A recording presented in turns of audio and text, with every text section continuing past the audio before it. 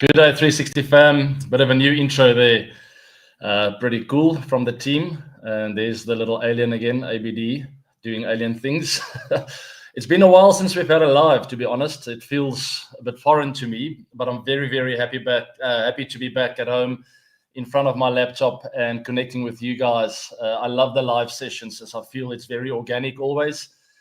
And I hope you guys are enjoying it too. Before we start, as you know, please post questions, whatever you want to know about the upcoming Asia Cup, South Africa, Australia, ODI series, the Ashes, whatever you want to know and find out. Also, like the show, share it with your friends, and subscribe to the channel. Let's keep building the 360 family. It's great to be here with you all.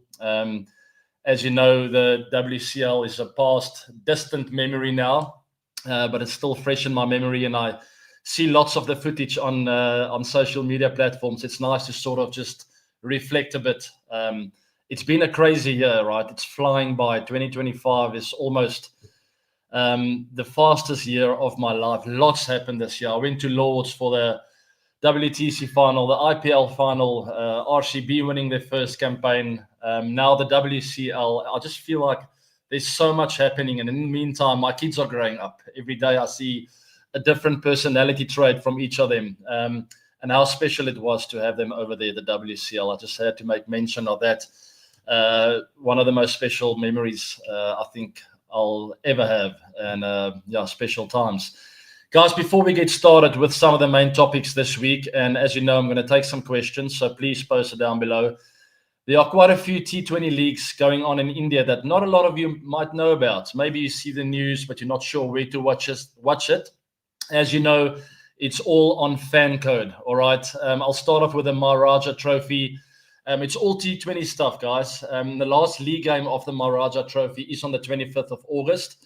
The final will be on the 28th. The Mysuru Warriors, as you might know or might not know, are the defending champions. And they have Prashit Krishna and Manish Pandey as their key players. But under a little bit of pressure this year, they need to win both their remaining matches and hope for some results. So it looks like they might not be defending that trophy. Touch wood, I don't know. We don't know always, but it's almost like it's not really in their hands at the moment. They need to have two strong wins and see if some of the results go their way. A position you often don't want to be in or find yourself in, right? But anyway, that's the Maharaja Trophy. Keep your eye on that for some of the action on FanCode. There's also Kerala Cricket League. That started on the 21st of August.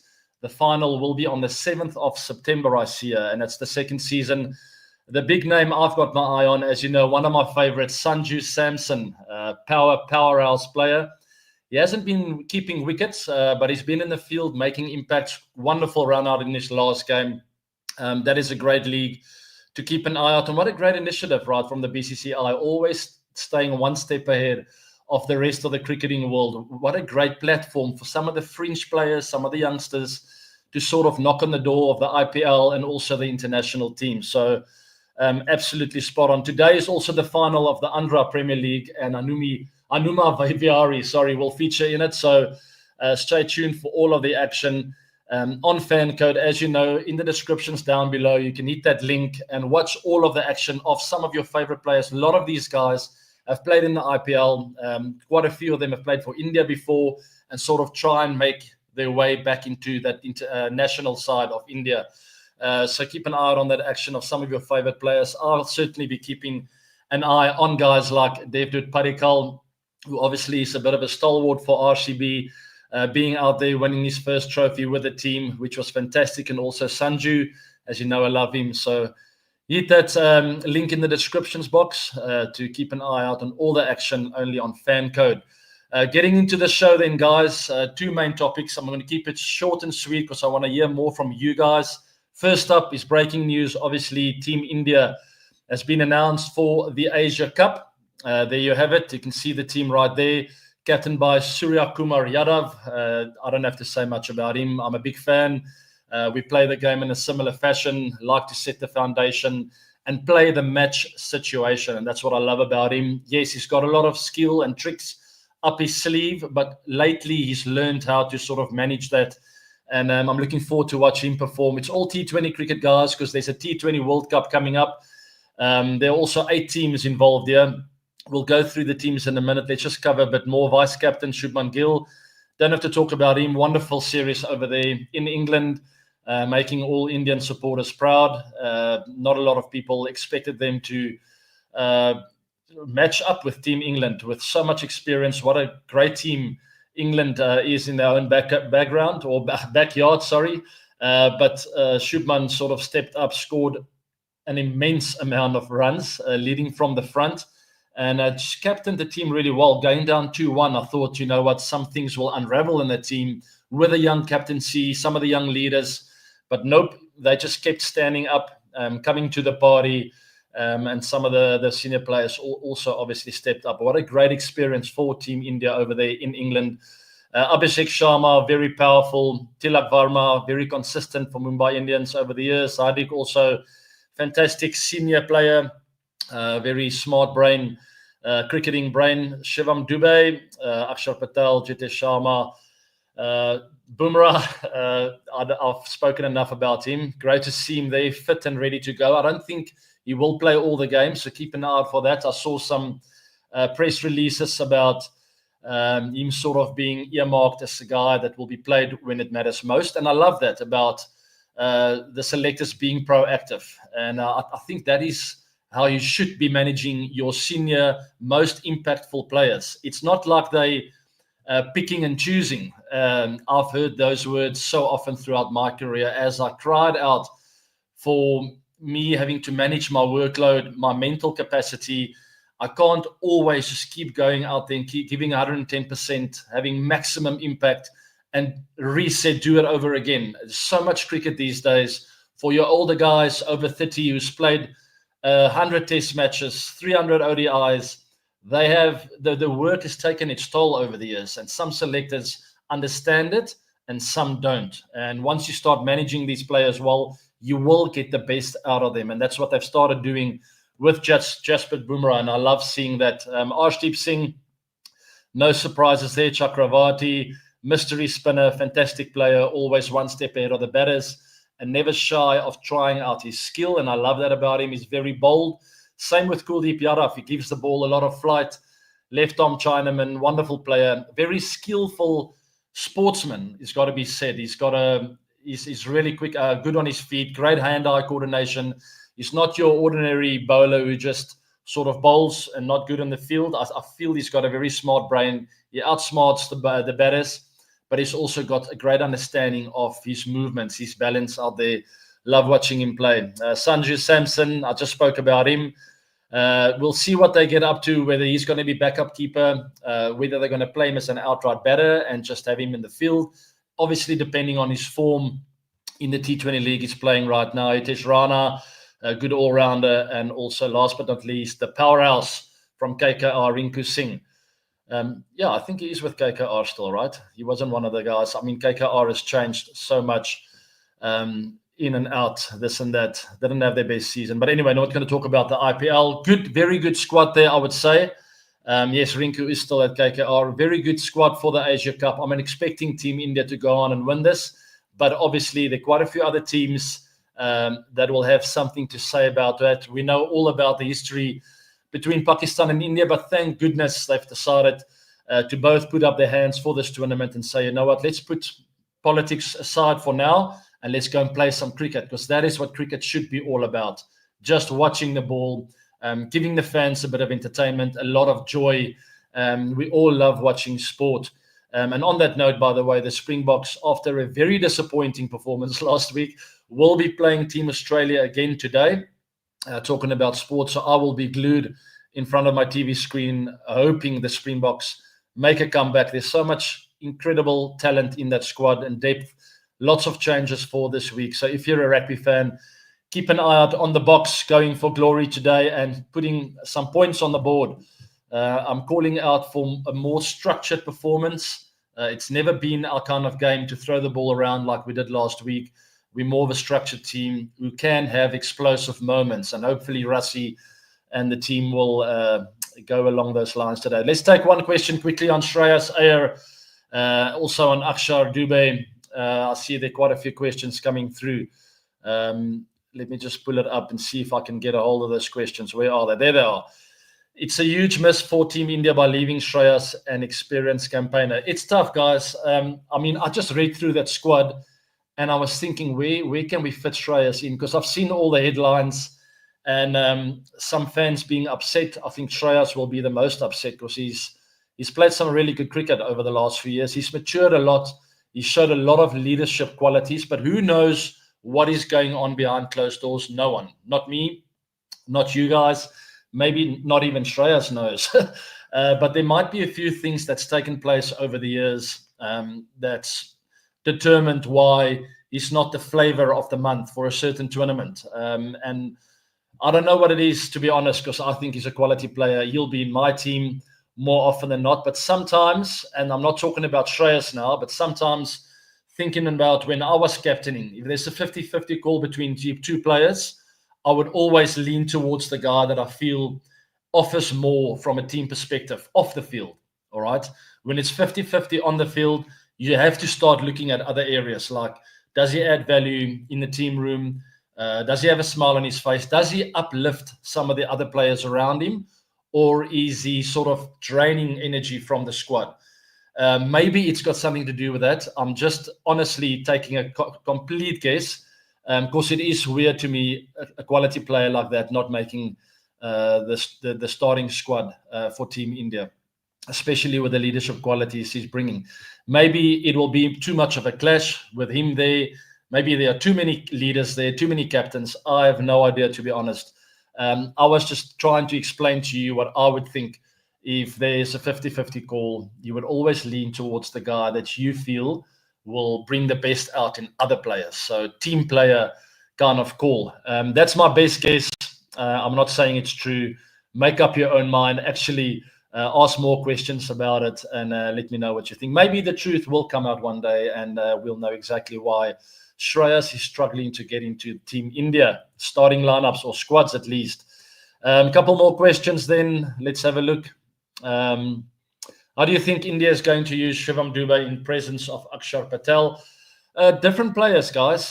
They can both hit the ball, but I feel Akshar is more of a smart player. So when Team India is under a bit of pressure, when they're 3 or 4 down early in the first 5 or 10 overs, I think Akshar will get the nod ahead of Shivam to go and rebuild the innings and then have a go.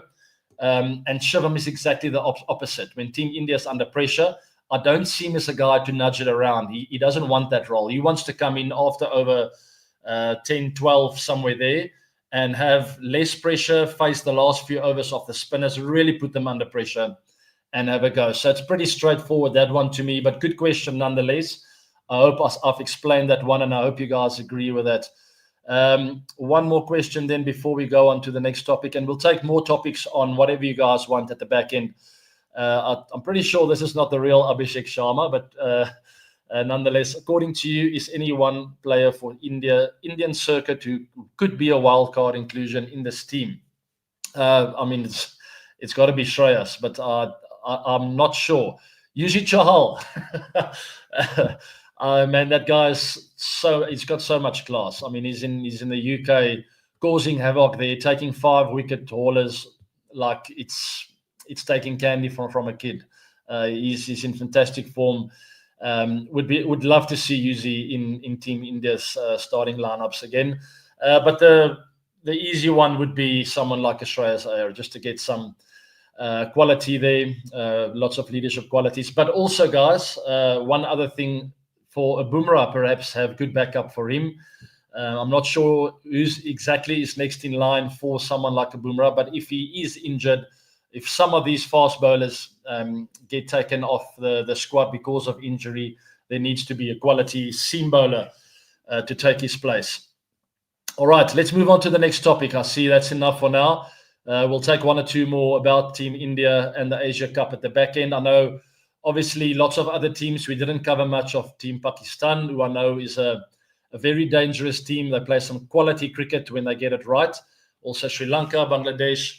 And four of the smaller teams, I think it's Oman, Hong Kong, the UAE, and I'm missing out on one, Afghanistan. So there are the groups. Just quickly, let me just cover that before I go to SA. Group 1 will be India, Pakistan, Oman, UAE. Group B, Sri Lanka, Afghanistan, Bangladesh, Hong Kong. Top 4 go through. There will be a semi-final. Exciting stuff. All right, Australia, South Africa. Let's have a quick chat about that. To start off with, I'm very happy to announce that Team South Africa have won the series.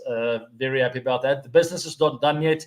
We would absolutely love a clean sweep of the Aussies once again. 3-0 in their own backyard is not something that happens every day. So big moment for South Africa tomorrow as they take on Team Australia again. No reason not to go all the way, right? It's the Great Barrier Reef Arena. I'm not even sure I've ever played there.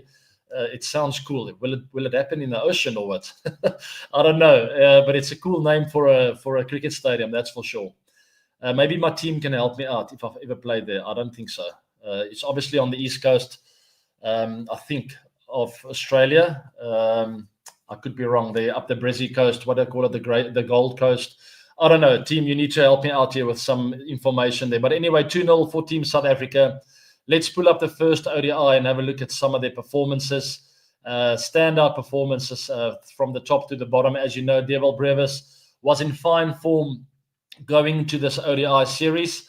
Didn't feature much in the ODIs yet, but he's obviously very capable. South Africa getting 296 in that first innings, and Australia replying with 198, just under pressure from a quality bowling attack from the Proteas. But Markram setting the foundation with a quality 82 there. Bavuma also 65 of 74, almost going in a runner ball, and that's all we need from him, always to be that rock in the batting lineup. I must say, even though we won that last ODI, we missed him. I watched that entire innings, and even though we got a really good total on the board, I always felt like it's a bit too erratic. With a Bretsky there, a Brevis, there's not enough guys to keep it together, and that's where Temba plays a huge role. Even Markram, very aggressive, quality, natural player, but very often gets out for 50, 60, and all of a sudden there's a youngster coming in having to rebuild. And that's where we miss Temba, just to keep that momentum with low risk moving forward. Keshav Maharaj getting 5 wickets in that first ODI, 5 for 33, and he is officially the number 1 ODI bowler in the world, guys. Fantastic, Kesh. Congratulations. I have said this before on the show. He's one of the most competitive individuals I've ever played with and against. Very smart player. He understands exactly how to execute his game plans, but he also understands what the batters are trying to do.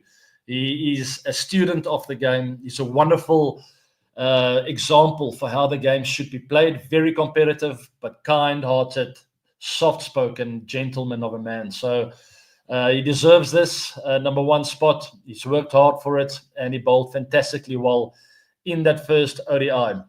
So well done to that. Just quickly, coming back to that arena that I was talking about, the last and only other time Mackey hosted, McKay, I don't even know how to pronounce that, hosted an ODI was in 1992. I thought so. I've never played there. And that was India versus Sri Lanka. And that got ran out after 2 balls bowled. Otherwise, it has been used for women's ODI cricket and women's T20s in the past 5 years. So when I saw that arena, the name, the Great Barrier Reef Arena, I actually saw some of the Proteas snorkeling. So that's maybe the link. Now it's also all making sense right now, but I've never played there, so it'll be cool to watch it on TV. I think I must have watched 1 or 2 games there of the women's leagues or some of the internationals being played there. All right, guys, that's all for ODI 1. I think South Africa playing really well there. Maharaj leading from the front, getting 5 wickets and really blowing the Aussies out of the water. They had no chance of chasing that down with a spinner doing that. Second ODI, another very, very similar to the first one, right? Except for this time it was Lungin Giri. But this is what I was talking about. This is the game I watched from start to finish, 277 for South Africa. But that could easily have been 180 all out. Bretsky, very, very aggressive up front. And I would love to speak to him. He could still get 88 of 78 without hitting the ball everywhere aerial. There was 1 or 2 really close encounters, unnecessarily lifting it up, with the only guy out there on the boundary just clearing.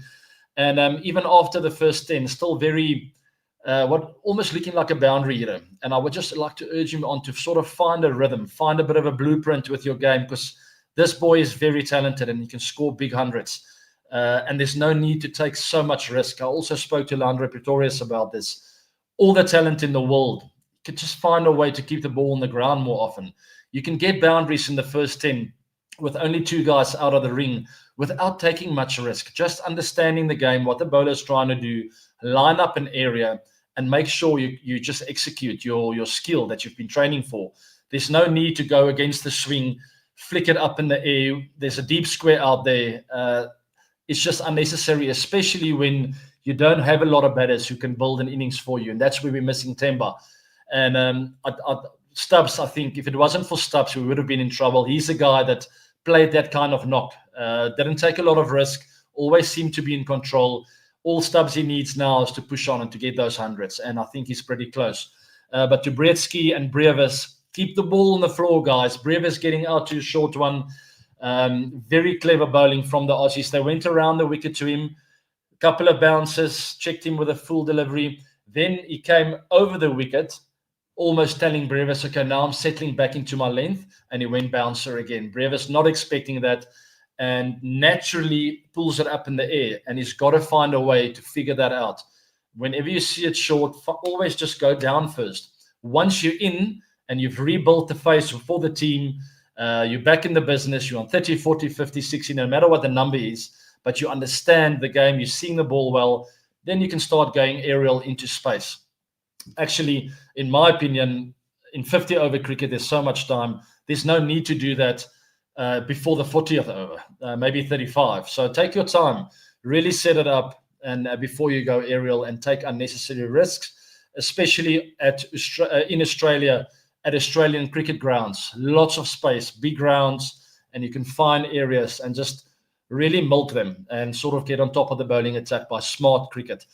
So that's what I would be urging on this batting lineup, which I feel there's a bit of room for improvement. And I heard the captain speak about that after the game, Aidan Markram, saying there's still room for improvement. And I fully agree, especially in the batting department. Even though we've got some runs on the board, I still feel we can be more controlled because we were very close in both those innings to get pummeled for like 170 all out. And then all of a sudden, it's a whole different scenario.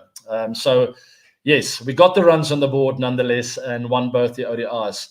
Lungi and Giri, absolutely fantastic. Really understands his game now. A lot of commentators give him flack for being a bit one-dimensional with those slow balls, but I don't agree at all. I feel it's very effective. I feel he's found a way to use it incredibly well and smartly. And then also he knows when to go pace on. And I see he's developed this cross-seam delivery that can get a bit of shape away. When a batter sees cross-seam, you never expect it to leave the bat. And he's done that exceptionally well. The back end of that innings, really sort of running through that middle and back order of Australia. Josh Inglis played well. He was really threatening to win that game for Australia. Unfortunately for him, he got out. But he is a wonderful player and definitely a guy to keep an eye on. Great future prospect for Team Australia. All right. Let's move on then. We'll take some questions, I think, soon. Just have a look at Bretsky's performances. Yes, very consistent, right? But mark my words, he's going to have to work on a few areas. He is overly aggressive and unnecessarily aerial, in my opinion, too often. There's always a time and a place when you see a ball well, you've lined up a bowler, you understand exactly how he's shaping up in his over, and you take him on a little bit aerial. But he, in my opinion, he's overly risky too often in the first 10. There's no need for that. He's too good for that, and he's too dangerous a player, especially when he gets in. Just you can get your boundaries with smarter shots, in my opinion. Really line a thing up where you find the gap at cover or mid wicket. When you see that shortish delivery, really pull it hard in front of square, get on top of the bounce. And there's always time and a place for a lap shot or this or that, as long as you really feel it is the smart play with the lowest amount of risk.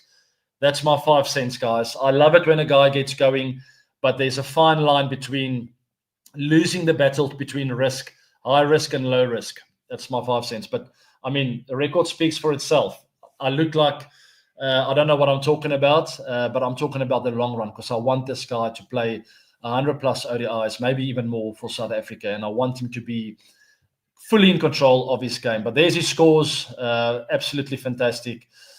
Seems to be very consistent. He's got all the talent in the world. There's absolutely no doubt about it.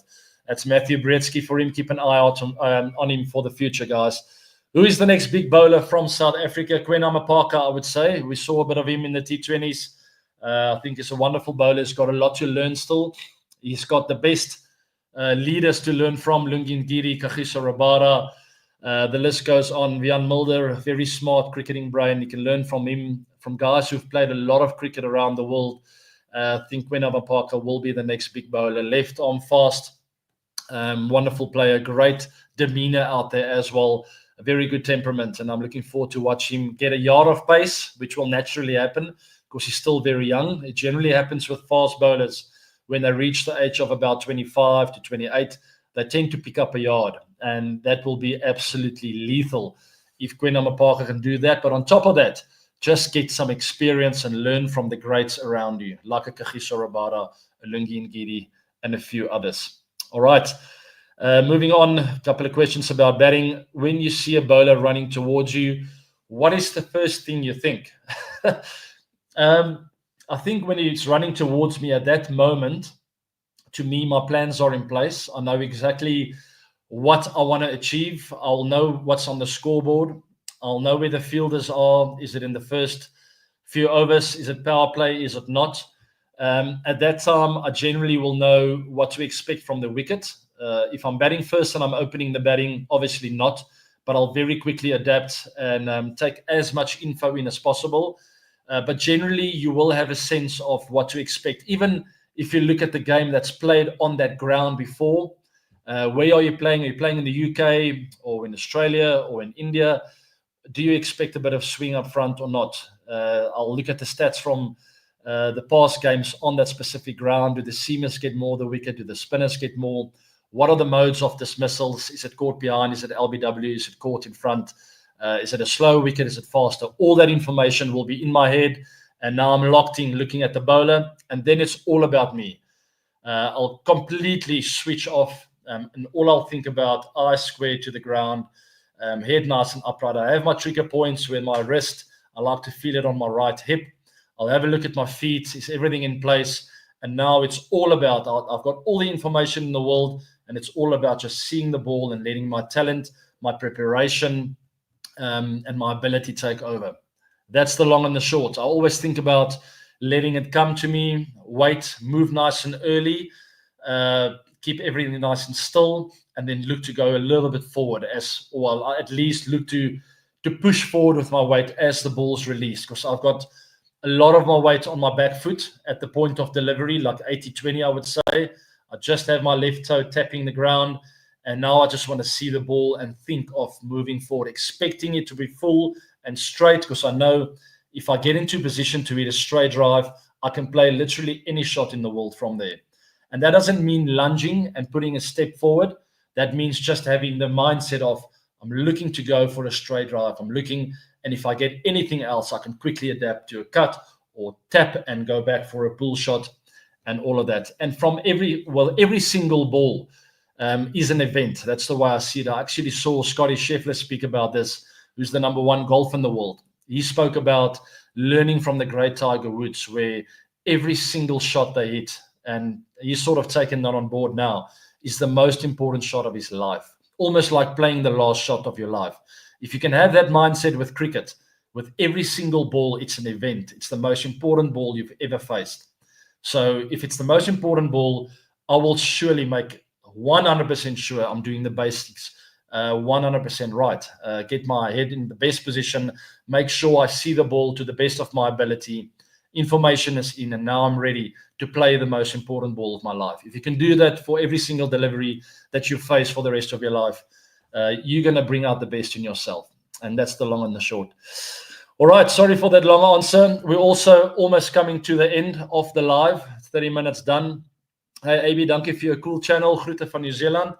Baie dankie. It's lekker 'n bietjie Afrikaans te hoor. Sorry for the change in language. To those of you who don't understand, it's a dude here from New Zealand. And speaking Afrikaans, which tells me maybe you used to live in South Africa, moved over there. I hope you're enjoying the poor weather of New Zealand, because the weather here is fantastic. We're in the middle of winter and it's like 25 degrees outside, absolutely wind still, beautiful summer's day in the middle of winter in South Africa. And that's the best thing about living in Pretoria is I don't think you can beat the weather over here. Anyway, New Zealand is a beautiful country. I hope you're happy over there, and thanks for joining the channel. Last but not least, guys, sir, I love the way you play back foot punches over the covers against spinners. One of your most underrated shots. Thank you very much. It is something I'm proud of. It's not something I always had, but sort of developed over the years, and it comes with experience. And that's what I so often speak about when I talk about a Matthew Breedska or Kwena Mapaka. The game becomes so much easier when you understand yourself, your authentic self, and you understand your strengths and your weaknesses and how to read bowlers, to how to get yourself into the best possible positions to excel at something. And that's something I developed when I learned how to play with spinners' lengths, understanding how they react to certain movements that I make, certain shots that I play, certain moments in the game or situations. And sort of starting to read the game. I always back foot punched, but never went aerial with it. And later on, sort of found a way to put bowlers under pressure. And it almost started, I think I was about 28 to 30 years old, playing against Pakistan, facing guys like Ajmal, who turns it both ways. And I wouldn't always pick him, but I understood that his strength was to go short of a length. You have a lot of those kind of bowlers that sort of like to dig it into the ground and get it over the stumps. It's not like a Kuldeep Yadav that throws it full, and his strength is to sort of bamboozle you with a flight and with a turn going both ways. A guy like Ajmal was always a bit flatter into the ground and trying to beat you with pace, almost like a Rashid Khan. But the thing about them is they don't often hit the stumps, and I realized that. And that's why I started going, all right, if I can find a way for him to miss a little bit shorter, I'll have time to rock back and either pull him to mid-wicket or to go through the covers. And that's where I sort of started developing the shot. If I beat him with the length and if I get him to drop it short, if I see it, because now you have time to pick it, right? It's pitching short. I don't have to see which way it's turning in the air. If I see it's turning away off the pitch, I can go over covers. If I see it turning into me, I can flat bat it in the cow corner area for 2 or 4. Not a lot of risk. The bowler has been taken care of because he's now bowling shorter than he wants to. And those are the kind of little things you pick up throughout your career. And the only way I got that done was to sort of get a foundation laid, to Ajmal batting on off stump, taking LBW and bowled out of play, hitting 1 or 2 sweeps, showing him that I can reverse sweep, not a lot of risk. I always keep it on the ground. Now he thinks, no, but if he's going to do that, I'm going to pull a bit shorter. And the minute he goes too short, I sort of take control of that and take full advantage of the length. So yeah, that's the mindset. And the funny part about it is every single bowler you're ever going to face is different. And you can't have the same game plan to all of them. These are the kind of things you have to sort of develop by yourself, play against those bowlers, learn their trades, and also think on your feet while you're out there at the crease. A lot of these things came to my mind when I was on 30 not out or 40 balls in an ODI and sort of went like, hold on, but I just picked up on something here. The wind direction is going across. The guy is sort of pulling it a bit shorter. That is his strength. Maybe if I pretend like I'm coming down, hang back, I can get a free downwind into the space. Lots of information that goes into the mind of a batsman, and I'm sure the bowlers are no different, but I'm very happy that I'm not a bowler. Guys, I think that's that. Maybe super chat. I see something about the super chat dudes here. Thanks for supporting the channel.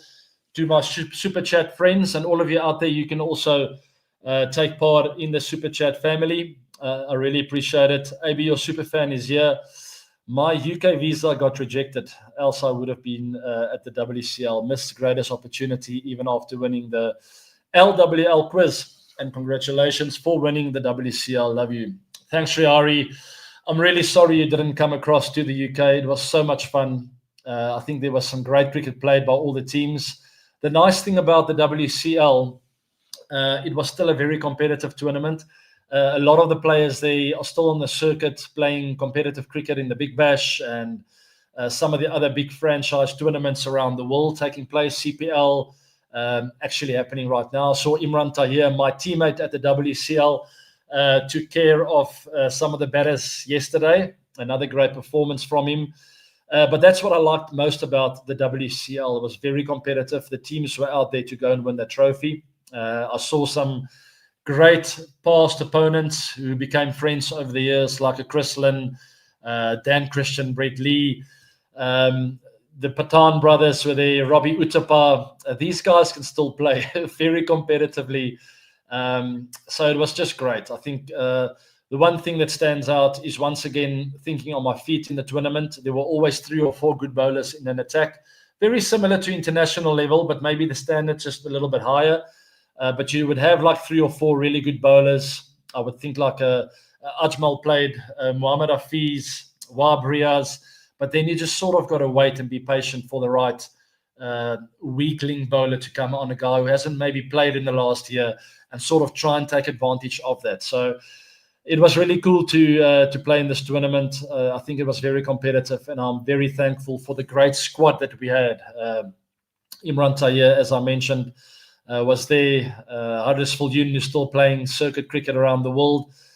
So many others, great friends. Sarel Ervia, Jacques Rudolph, Hashim Amla, still the same old Hashim Amla that I used to play with. Such a great guy. And by the way, he's a very, very underrated paddle player. We played a paddle. That's actually where I sort of got a niggle in my hamstring before the tournament started. It wasn't a tear or anything, but I sort of felt in that third set I played against Hash and JP. I played with Hitesh, our manager, against JP and Hash, and they made me run way too much. But Hash is so good; he's got great hand-eye coordination. Same with JP. Anyway, it was 1 set all. In the third set, I said, "Boys, I'm feeling a little tweak. I'm going to have to stop, otherwise I might miss this tournament." So sort of went into the tournament with an injury, which wasn't ideal, but a huge blessing in disguise, as I ended up opening the batting. And maybe I missed a big trick throughout my career, because opening the batting, it's so much fun. And I've spoken about this to you guys in length before, that the best spot in T20 cricket, especially in the IPL, is opening the batting, at the very latest 3. So yes, maybe if I come back in another lifetime, I'll tell the coach, you know what, I would like to open the batting in T20 cricket, please. Only 2 fielders out of the ring. The ball's new. It's skidding on. Yes, you face the best bowlers, but it's an absolute pleasure. Thanks for that, Shriari. I hope you make the WCL next year. I'm living in Mozambique. How can I get a hold of your bat? Asif, we haven't done the launch yet. There are a few bats available in the cricket shop at the Doornkloof Mall in Centurion, South Africa. But other than that, we haven't completely released it yet. I'm still going to do the launch.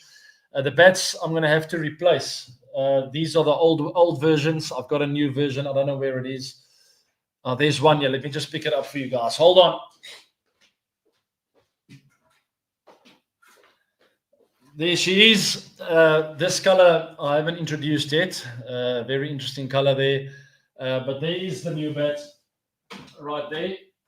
So we're releasing a whole range of cricket gear. The softs are also on the way. We're going to launch over 500 stores in India, and websites and all of that will be up and running really soon. Guys, it's the best bats in the world. I think I sort of proved that to you guys in the WCL. The balls really ping off the blades. And I hope you guys enjoy the design. Pretty cool, because it's the name you guys gave me over the years, 360. So sort of designed that little slog sweep shot. I actually want you guys to guess where that shot comes from. We did it last year, but I don't know if you guys remember. It was a match against Sunrisers Hyderabad in the IPL for RCB at the Chinnaswamy Stadium, and that ball ended up in the dustbin with that shot. So I decided to use that as a logo.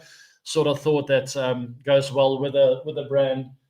And we're coming up with some really cool colors, so keep an eye out for that. But coming back to your question, I will give you all the information on social media platforms also here on the show. The websites and all of the online shopping sites will be up and running soon. So stay tuned for that. The official launch will still take place, I think, closer to November, somewhere there, maybe October. I've also got a couple of trips to India coming up before the end of this year to actually go to the factory to make sure all the product that we release is absolutely spot on the way I would like it. So yes, that's the long and the short then, guys. Thanks for joining me on 360 Live. It was a bit of a longer session this week because I needed to catch up with you all. But thank you very much for joining me. Follow me on socials, guys. There it is: Facebook, ABWilliers17, Instagram, and also X. And also subscribe to the channel. Like, share, and subscribe as per usual right there. Thank you very much. Thanks for joining me, and I will be seeing you guys this coming week. Remember, all the action that you would like to see of some cool T20 stuff, La Liga, all kinds of other sporting events around the world, Formula One as well, is on FanCode. The link is down below in the descriptions box. I love watching sports, so I will be tuning in today. Take care, have a wonderful weekend, and go the Springboks. It's time to make it right. Bye now.